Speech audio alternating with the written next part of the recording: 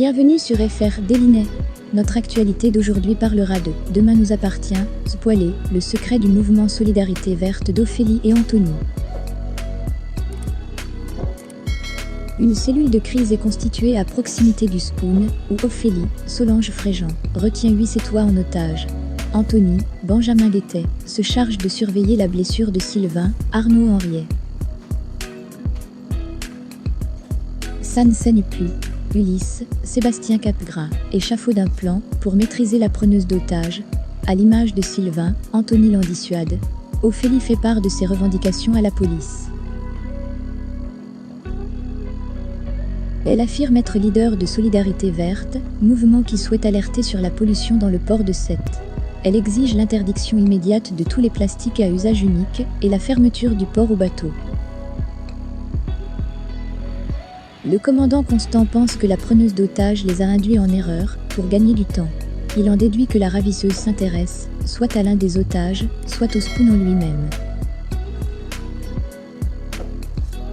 Martin charge Roxane de fouiller dans la vie de tous les otages du bar, et il demande à Sarah de centrer ses recherches sur le bâtiment qui abrite le Spoon et son emplacement dans la ville. Il aimerait qu'elle contacte tous les propriétaires et voisins pour découvrir si l'un d'entre eux a des objets de valeur chez lui, comme un collectionneur d'art par exemple. Sarah veut également jeter un œil au cadastre pour voir s'il existe des tunnels qui passent sous le café. Martin rappelle à Roxane et Sarah que chaque minute compte. Chloé confie à Alex qu'elle ne fait que penser à Céleste. Alex pense que Judith doit bien s'occuper d'elle tout comme Marianne. Alex dit à Chloé qu'elle est forte, il estime qu'elle est une femme courageuse, sinon elle n'aurait pas pu le supporter pendant tant d'années. Chloé explique qu'elle est rassurée qu'il soit là. Alex s'excuse auprès de Chloé pour tout le mal qu'il lui a fait. Il s'en veut beaucoup de ne pas avoir été à la hauteur de leur histoire. Les forces de l'ordre se déploient autour du Spoon. Xavier est sous tension.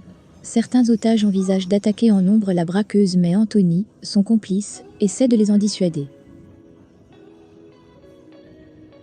La preneuse d'otages, elle se présente comme militante écolo et a des revendications extrêmes à propos de la pollution de port de Sète.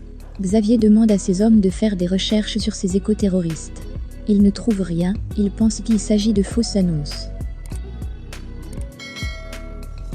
Le mouvement Solidarité Verte d'Ophélie et Anthony est censé être un bon mouvement et peut recommander ou parler aux autorités. Mais ils ont choisi de prendre des mesures extrêmes en prenant et en menaçant des otages à Spoon. Où ira leur fin alors que la police s'est installée pour les encercler tous? Merci d'avoir regardé et à la prochaine vidéo. N'oubliez pas de vous abonner à notre chaîne. En attendant, faites-nous part de vos commentaires dans la section commentaires ci-dessous. Au revoir.